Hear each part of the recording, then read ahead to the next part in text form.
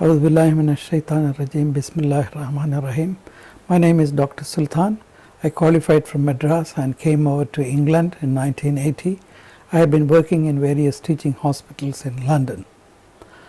I am going to present to you today the healing powers of Qur'an, and this is based on 50 years of research and about nearly 27 research papers. The information that is contained in Qur'an is passed on to the human body or human system. Qur'an contains a lot of verses, and these verses, when they are recited in a particular fashion with proper intonation, rhymes and frequency, it reaches through the ear to the brain, and from brain it is transmitted all the information to the various cells, including the blood cells and human body's all parts. Basically, I am going to explain to you how the cells work. Every particle is made up of an atom, which is consisting of a positively charged nucleus and a negatively charged electrons which are revolving around it, which causes vibrations, and this in turn causes an equilibrium in any system.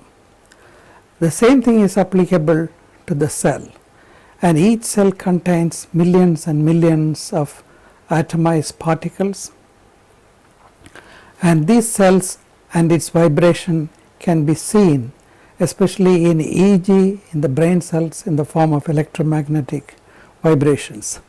The same vibrations are passed when the Qur'an is recited into the various parts of the body. The cell mainly contains a DNA, which is a kind of protein, whereas the particles that is infecting the human body, like virus, bacteria and cancer, are different.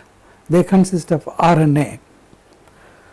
When there is infection, what happens is all the DNA particles are attacked by the RNA, and RNA again, or the virus again, is described as an information system.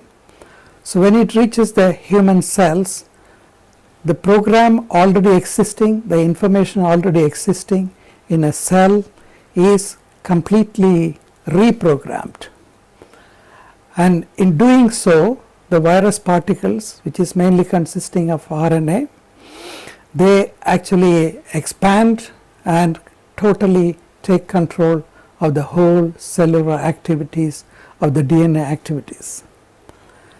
Therefore, by recital of the Qur'an, when it reaches the human system, it tries to reprogram the DNA, the cell, and thus gets rid of the RNA virus or the bacteria. In the case of blood cells, it puts forth pseudopodia, which engulfs the bacteria and viruses and destroy. This information can be seen in some of the slides which I am going to show it to you. This is a brain which is showing various electrical activities which could be seen superficially.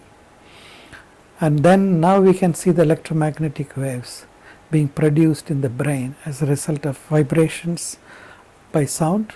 The sound has got a profound effect. You can see that the nervous cell is vibrating, and the central portion is showing as red, which shows the activity, and this is a wave which is done by the sound. It travels at 340 meters per second, and from the ear it reaches the brain. The mechanism of hearing in the human being is explained here. You can see the various particles here. This is the aortic vesicles, and the sound travels through the canal, goes there, and finally it reaches the human brain. And now you can see how a cancer cell exploding by certain limited sounds such as the Quranic ayah recital. You can see the cancer cell exploding there. And this is another picture of how the sound vibrations affect the electromagnetic field of this cell. This is about a blood cell where there are changes. This is before and this is after. And a blood cell again being photographed by a Carlian camera. You can see the blood cell resting or normal, and on exposure to the sound, especially the Quranic verses in a particular fashion, you can see the changes occurring. It is applicable to water also. The human body is made of about 70% by water, and remaining is the other structures. Here the crystals are seen before it is exposed to the sound. You can see the crystals after its exposure to the sound. The DNA, as I mentioned, is also an information which is contained in the cell, and it contains about 300 millions of information in a particular cell. The virus is also an information.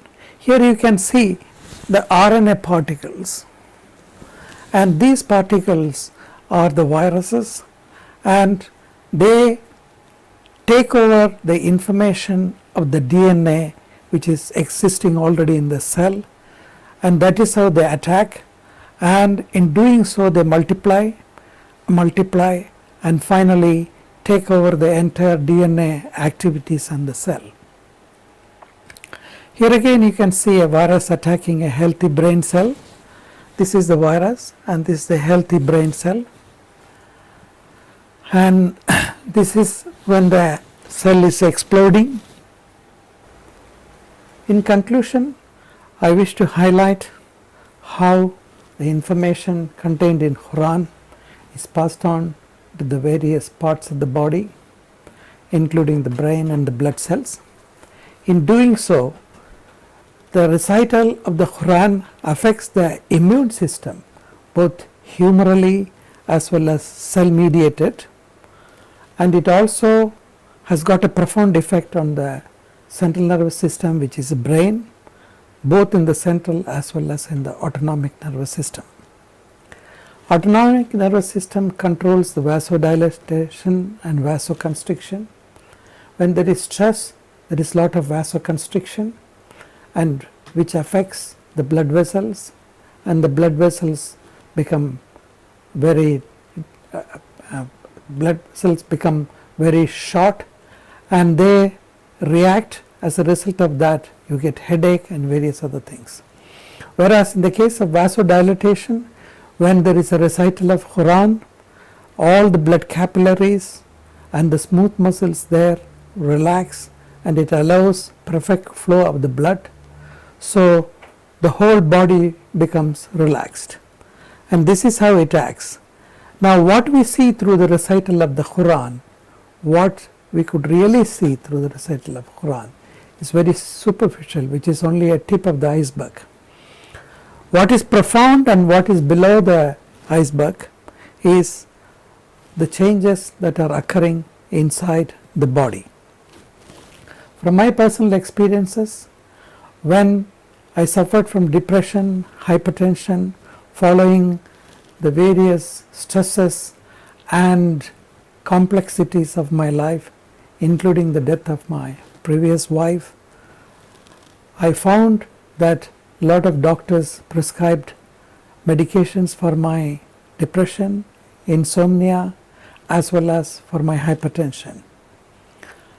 I started thinking, and I asked Allah subhanahu wa ta'ala, Ya Allah, is this necessary for me to take all these medications? I started experimenting it on myself, and I started reciting Quran, starting from Surah Al-Baqarah, Yasin and Surah Al-Mulk. Every time I started reciting, perhaps even before I reached Surah Al-Mulk or Surah Al-Yasin, I used to sleep, and I used to fall off to sleep. And I wake up as a refreshed man, so I stopped taking the sleeping pills, and the recital of the Qur'an made me to become very active, and I changed my mood and I got out of depression.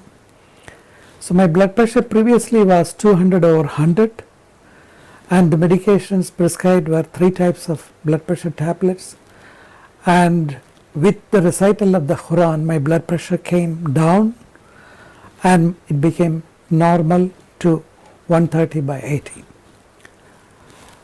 It is also very important for me to mention here not only the recital of the Qur'an but also the recital of zikr. It does a lot of cure. A lady was brought for a cesarean section prematurely, and when she arrived at the hospital, all arrangements were made for the cesarean operation, but she had recited 1 lakh of zikr, and by the time she reached the hospital, the delivery has taken place and the child had come out and started to cry, and the surgeons had to cancel the cesarean section. And not only that, on inquiry I was told that this was a painless birth. So you can see the effect of the various recital of the Qur'ans as well as zikr, both in my life as a doctor, particularly in the context of the scientific basis that I have explained, and also the various biochemical, bioelectronic and electromicroscopic changes which are occurring in the human body when Qur'an is recited in a particular fashion, in a particular way. It reaches through the human brain into the various systems, various cells of the body, and it does cure. Thank you.